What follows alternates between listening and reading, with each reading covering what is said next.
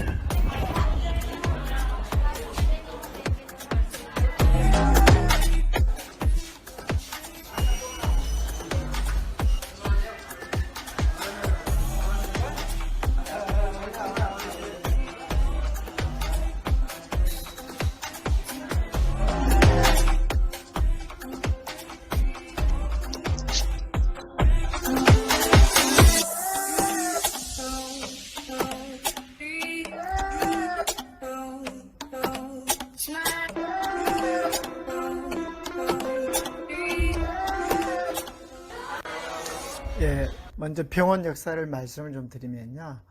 저희는 2005년도에 정부에 이제 NGO 형태로 이제 등록을 했고요. 그때 창립 멤버들 9명이 이 일에 마음을 모아가지고 이렇게 시작을 했습니다. 그리고 그 이후에 이제 지금 현재는 12명이 한국인들이 오셔서 함께 NGO 비자 받으면서 팀 선교를 그렇게 하고 있습니다. 처음에는 호스텔로 시작을 했고요. 최초에 30명으로 시작을 했다가 현재는 160명 정도 아이들 함께 생활하고 있고 학교 했고 그 다음에 2013년도에 드디어 병원을 했습니다. 병원 공사는 좀 길었어요. 한 6년 정도 공사하고 2013년도에 그렇게 시작을 할 수가 있게 되었습니다. 저희 처음 창립 멤버들이 나오는데 미국인도 계시고 한국인 3분 그 다음에 파키스탄인 5분이 그렇게 있고 그 사진에 들지 않냐는 몸이 좀 불편하신데 우리 글렌이라는 또 다른 창립 멤버 팀 사역을 해서 저희들이 함께 한국인들이 오셔서 각각 이제 맡은 분야들을 책임지고 그렇게 하시는데 전부는 아니지만 일부 이런 모습 이렇게 함께 사역을 하고 있습니다. 이 사진이 이제 호스텔 아이들 사진인데 이제 최초에 아이들 데려와서 저희들과 함께 생활하기 시작했을 때 모습이고요. 머리를 다 깎았는데 이가 하도 많아가지고 이렇게 깎았던 그런 순간이었습니다. 이제 지금 더 많은 아이들이 들어와 있고요. 수련회 끝나고 나서 찍은 사진입니다. 그리고 이게 학교의 모습 이제 조회하고 이제 학교는 초등학교부터 저희들이 현재까지는 8학년까지 그리고 앞으로 장착 계획은 10학년 컬리지까지 그렇게 할 생각을 하고 있습니다.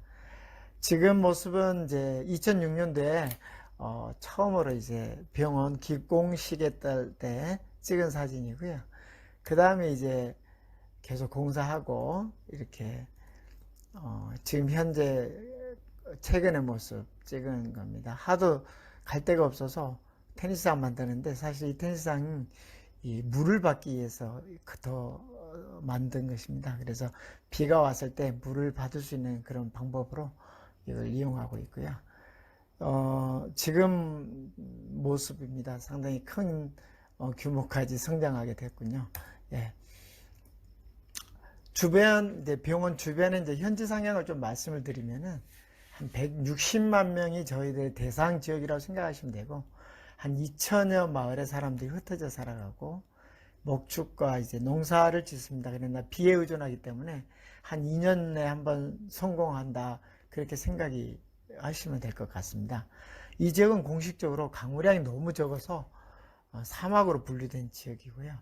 이 지역의 열악성이 너무 커서 이 나라의 의료보호제도가 이곳에 있습니다.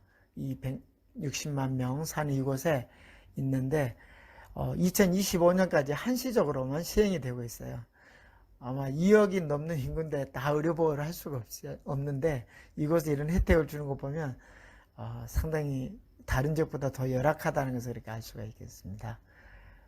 병원은 보니까 정부병원이 좀 있고요. 또 사립병원도 있지만 정상적인 수술이나 진료가 잘 이루어지지 않고 있습니다.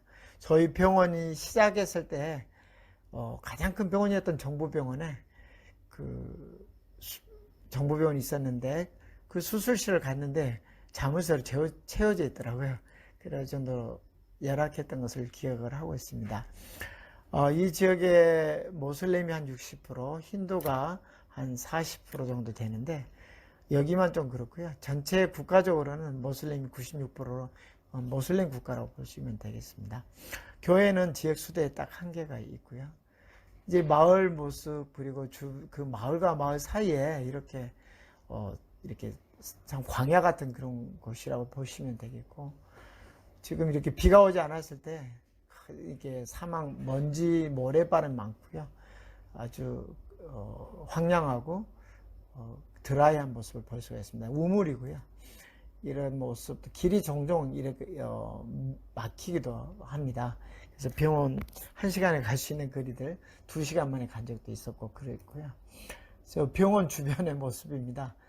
이렇게 건기 때만 보면은 꼭 사람 살 때 못 될 것 같은 그런 모습인데 이제 항상 그렇지는 않고요. 비가 오면 3개월 정도 비가 온다 했는데 그때 이렇게 다 바뀝니다. 장미 모습이 바뀌고 이분들은 이제 물을 주로 먹죠. 그래서 100m 정도 우물을 파서 그곳에서 물을 내서 먹는데 단물은 아니고 약간 짠물에 가까운 그런 물인데 생존하기 위해서 이렇게 살아갑니다.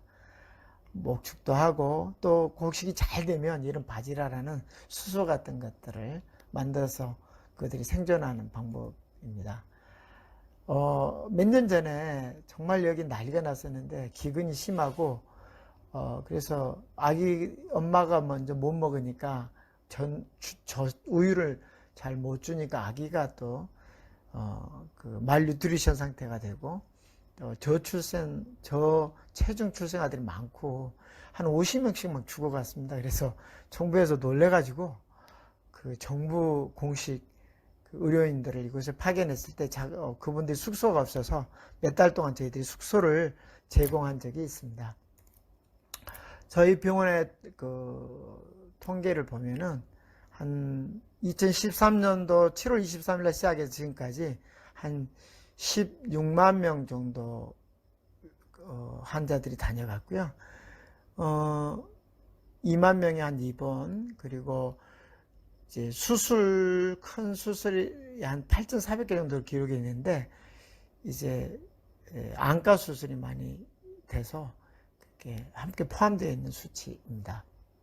그리고 분만이 5,500개니까 여기서 5,500명이 태어난 셈이 되겠습니다. 저희 병원의 수술 종류는 많은데 뭐 부인과 수술, 안과 수술, 그 다음에 외과 수술, 또 비뇨기과 수술 등이 주로 하는 수술입니다. 제일 많은 수술을 봤더니 C섹션이 제일 많고요. 뭐 자궁 절제하거나 전립선 절제, 또 복강경을 이용해서 담낭 절제술하는 거, 그 다음에 라파로토미도 있고, 그 다음에 키드니의 돌이라든지 방광의 돌, 뭐 스텐트도 넣고 TURP도 하고, 그리고 안과의 패크를 이용해서 백내장 수술도 하는 그런 다양한 수술들이 진행이 되고 있습니다. 수술방은 3개 갖추고 있고요. 한 50병상 정도 되는 입원실 있고, 그 다음에 10개 인큐베이터를 가진 신생아실이 있습니다. 저희 병원 최근에 익투스를 3개 넣었습니다. 원래 비어났었는데 예수 그리스도 하나님의 아들, 우리의 구세주 그런 뜻인데 병원에 이제 다른 사람들은 모르겠지만 저는 이 익투스를 새기고 되게 속으로 뿌듯한 그런 감정을 가지고 있습니다. 초창기 우리 스태프들 모습이고, 간호사들, 그다음에 저희 신생아 한 인큐베이터 아이가 둘이 들어갈 정도로 그렇게 저체중 출생아들이 많고, 추록 한 2kg 애들이 많이 나오고, 그 애들이 많이 죽습니다. 그래서 이 신생아실이 그 아이들이 기여하는 바가 굉장히 큽니다. 그곳에서도 학술 토론회들을 한 번씩 했었고요. 초음파실, 검사실, 복강경으로 이제 담당 절제하는 거, 폐코를 통해서 안과 수술하는 거, 그런 거 하고 있습니다. 여기 낙타들도 자주 보이고, 뭐, 소, 뭐, 염소, 이런 가축들이 좀 많이 있는 그런 풍경을 볼 수가 있습니다. 이동 진료하에서 또 마을에 나가서 그렇게 이동 진료 사역도 하고요. 그 병원 사역을 주로 이제 말씀을 드렸었고요. 이제는 이제 병원과 함께하는 다른 사역을 조금 말씀을 드리려고 합니다.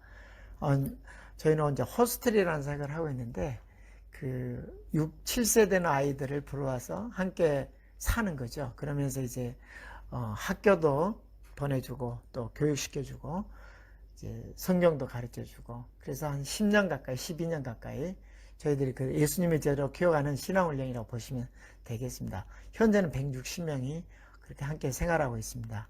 두 번째는 학교 사역을 하고 있어서 교육은 100년 뒤를 결정한다고 생각을 하고 저희들 학교를 또 하고 있습니다.